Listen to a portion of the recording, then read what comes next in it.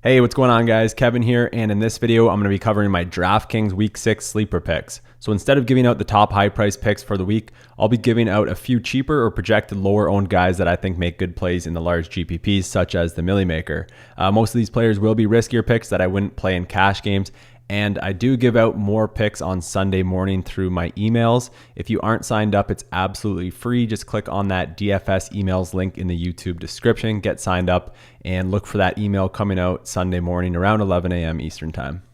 All right, so my first set of picks here is going to be a quarterback and wide receiver stack.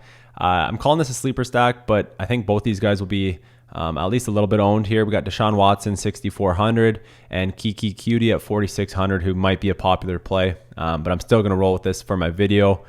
So it might not be that big of a sleeper stack, but I think a lot of people who are playing Deshaun Watson might look to Fuller, might look to Hopkins. So we'll just call it a sleeper stack for this video.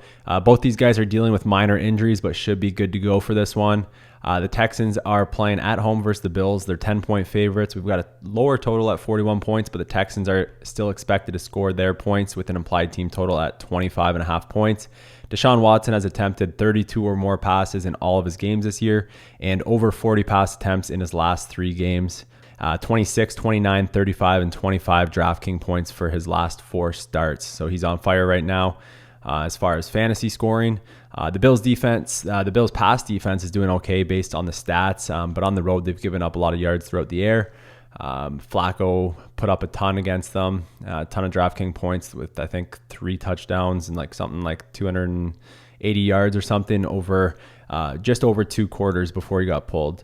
I think it was Cousins and Rodgers both almost put up 300 yards against them. So they're struggling a bit on the road. So I wouldn't really trust those stats too much through the first 5 weeks of the season. I think the Bills are going to struggle a little bit throughout the rest of the year compared to what they're doing right now. In his first 2 games, Kiki has averaged 11 targets, 8.5 receptions, 80 yards, and 20.5 DraftKings points. So he will be probably pretty popular just based on those stats and his price. So he probably won't be a sleeper pick, but maybe Deshaun Watson will be a bit of a sleeper pick here with a couple other good quarterback options. Kiki is still behind Hopkins and Fuller. So those are 2 plays that I like as well for a stack with Watson, but for the price, I like Cutie quite a bit at 4,600. Next up here, we got my running back sleeper pick. It's going to be Bilal Powell at 4,500. The Jets are at home versus the Colts as 2-point favorites. We've got a total sitting at 45.5 points. Crowell is questionable, but I like Powell as a GPP play, even if Crowell is playing. So I would like Powell in cash if Crowell is somehow out. But if he's in, like what's kind of expected right now, Saturday morning, then I think Powell would only be a GPP play. The Colts are 26th in DraftKings points allowed to running backs. Powell had 20 rush attempts last game, so he actually out-touched Crowell, even though Crowell had that big game with over 200 rushing yards. And Bilal Powell can be involved in the passing game. He's had games of 6 and 7 targets so far this year. So at that price, in a pretty good matchup, I like him for GPPs. If Crowell was out, I would like him for cash as well. And then last up here, we got my tight end sleeper play. We're going with Trey Burton from the Bears, 4,500. The Bears are at Miami as 3.5-point favorites. We got a lower total in this game at 42 points. Burton has 6, 4, 5, and 4 targets through 4 games, so he's being used quite a bit. He's got some decent games in as far as DraftKings points, 12, 9, and 16. His last time out, they're coming off a bye this week. Burton is an athletic tight end that runs some vertical routes at projected 2 to 4% ownership based on Fantasy Labs and FanShare.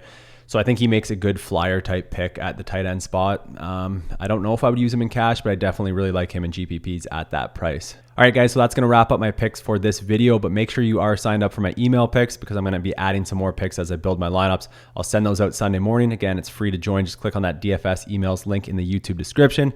And if you want to check out my favorite DFS tools, head over to Fantasy Labs. I've got my link to Fantasy Labs in the description as well. You can use my SportsGeek Pro model or all the other pro models and other tools that they have there at Fantasy Labs. So check them out. Hit that link in the description below.